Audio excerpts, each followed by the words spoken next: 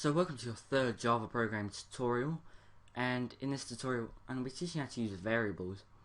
And if you've never done computer programming before, then you may not know what variables are. It can hold a value and it can be changed from within the program. So that value could be your name, that could be your age, it could be any random string. And by the way, a string is just a word, just anything with letters.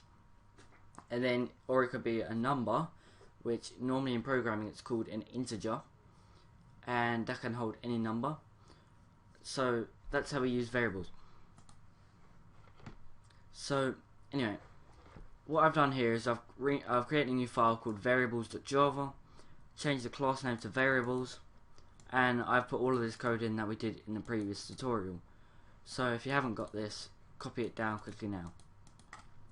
So anyway, if you've got all this, we can start using variables. So first we need to actually define the name of a variable. So for this I'm going to do string. So string is the type of variable. So we don't have to put like var or anything. We just do string space and then the name of the string. So I'm going to do name, since this is going to be holding my name. And then I'm also going to have another string. Sorry, this is going to be an integer. And then we're going to call this age. It's going to hold my age. And now we're actually going to define what the value of this is. So what is inside this variable. So we're going to do name equals, and then in speech marks I'm going to do new. And then remember we've got to do semicolon at the end of every single line. And then for age, so age equals, and for numbers you don't need to put the what's it called? You don't have to put speech marks. So we just do age equals 13, and you see it's got an orange there because Notepad++ has highlighted it as a number, as an integer. So now, just to organise this a bit better, what I've done is I've just put a line break here. So now what we need to do is we need to actually display this on screen. So as I showed you in the previous tutorial, we can do system.out. This is a funny keyboard. System.out.println for print line, then in brackets, stupid keyboard, and I'm going to do the speech mark, the semicolon at the end now. And then here we're going to do in speech marks, my name is, with a space after it, you'll see why in a minute. My name is plus, and then name. You don't have to put that in speech marks because that is the name of your variable. Plus, and this plus is just joining them together to make one sentence, by the way. So my name is, and then plus name, plus and I am, plus age,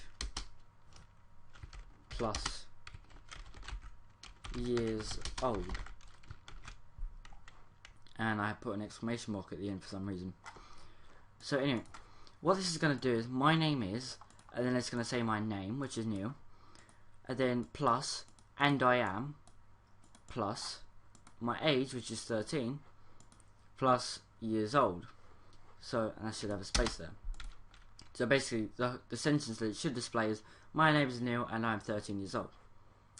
So another thing, the reason why we put these spaces in is because if we didn't, it would be is new as one word, and it would actually be is new and all as one word, and am 13 years, and that doesn't really make sense as one word because there's no numbers in words. So anyway, this should be ready to run.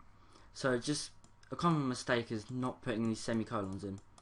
So if you get an error, make sure you check these. So just save this and open the command line again. And here we're going to do cd / to navigate to the C drive, and then cd for change directory, java_files,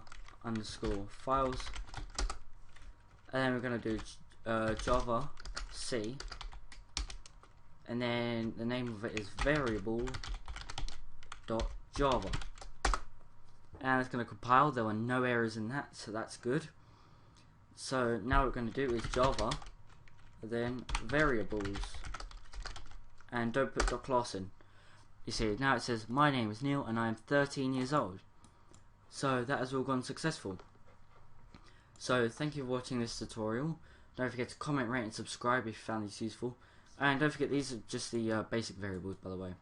You can get others like that whole decimals and things, but I'll show you those later. But anyway, that's the end of the tutorial. So thank you for watching. Don't forget to comment, rate and subscribe, and I will see you in the next tutorial.